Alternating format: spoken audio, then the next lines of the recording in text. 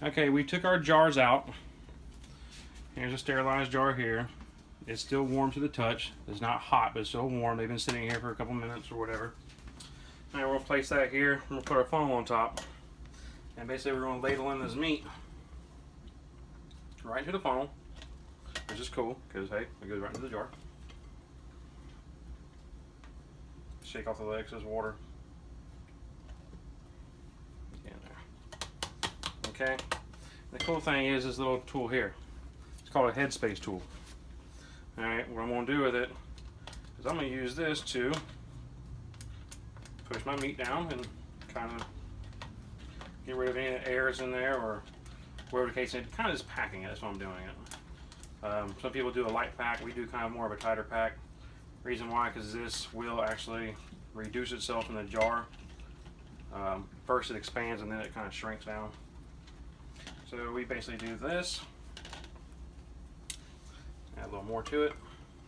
I already have one in the canner, and I'll show you the process of what took place to get that in the canner. It's just sitting there in this little warm bath right now. Alright, packing this down.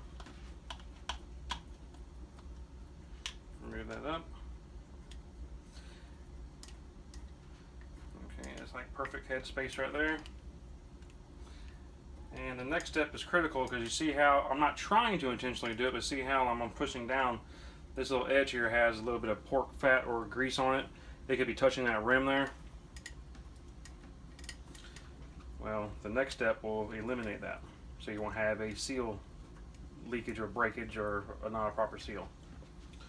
Okay, take some white vinegar on a Kleenex or on a paper towel, and you're going to take this and you're going to go around the jar, and what I'm doing is I'm feeling for any kind of nicks or abrasions or chips in the lid. If you have that, or in the rim of the jar, if you have that, you do not want that. You will not get a proper seal, and it will ruin your food. Okay, so basically as I went around, there's nothing on there, and plus the white vinegar also removes that oil or grease I was telling you about. Okay, little magnetic tool. I'm gonna reach over here, pull this out of the water.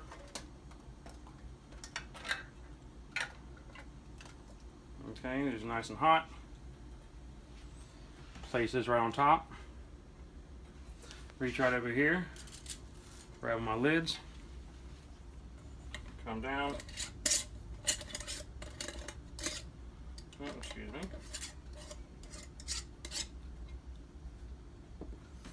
Alright, this is critical. You do not over tighten it. Just go down to where you feel resistance. Quarter turn. That's all you need. Ball even sells a little device you get in a store that actually goes on there, and you turn it till the arrows line up. They call it the proper tensioning, but just go finger tight. You don't want to crank it down. Just go finger tight. You're good. And you place it in here into the warm water bath, and we're good to go. Now I'm going to go ahead and continue to process all the hamburger meat. But again, I have my setting all the way down to low. It keeps my water warm.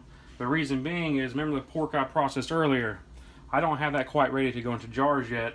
So I keep my bath water warm because I don't want it to pre-steam or actually get the water too hot to where when I put that cold meat into the jars and then put it in here, I don't want any kind of glass breakage due to extreme temperature change, because it is in a refrigerator. So like I said, I'm going to go ahead and process about 4 jars of this, and then get 4 more jars and process the meat I have in the refrigerator. And then we'll go from that step, and then I'll show you the whole process of actually getting the canner up to pressure with the steam, the time that we wait, and then the actual applying the 10 pounds of pressure needed at my altitude, because I'm 1,000 feet or below, so I'm going to require 10 pounds of pressure. And this little thing here, I'll show you how to get into all this later. So thank you.